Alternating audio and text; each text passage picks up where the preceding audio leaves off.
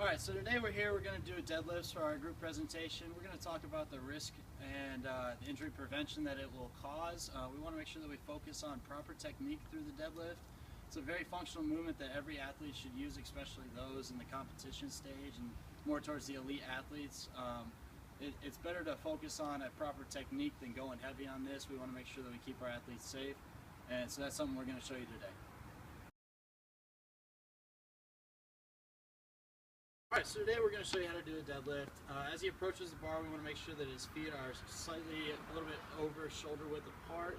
We're going to make sure as he bends down to pick up the bar, he's going to keep a tight back and he's going to come down and grab it with both arms facing the same way. You can also do what's called a reverse grip, where it's one arm facing one way, one for the other. That's more focused towards when you get up to the 300, 400, 500 pound weight class for deadlifting. So as he goes down, we're going to see here that he's going to keep this nice tight back right here. So as he pulls up, we want those hips and those knees to move at the same time, bringing that bar as close to the body line as possible. So as he goes back down, we'll see again. We're going to want to make sure he sits on his toes as well, and we're going to see that butt kind of dip down a little bit into that seat. And we're going to see those shoulders are going to be pushed back slightly behind the bar, maybe right over top of the bar. So let's do another one. Perfect. All right, back down. Awesome, and that's how we're going to do a deadlift.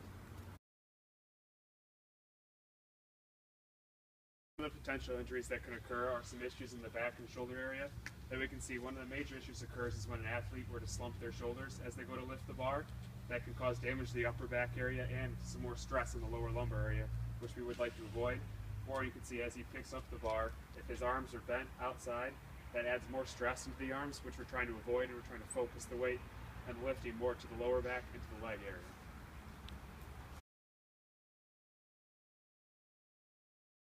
Alright, so the deadlift is going to be one of our fundamental movements. It's going to help us work on our other lifts.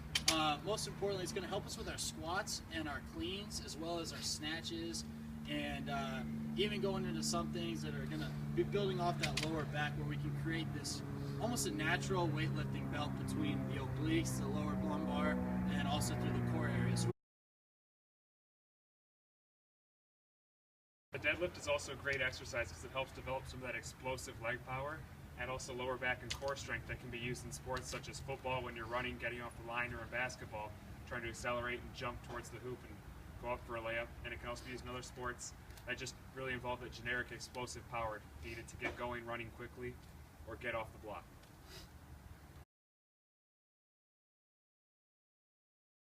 These are some of the things you don't want to do.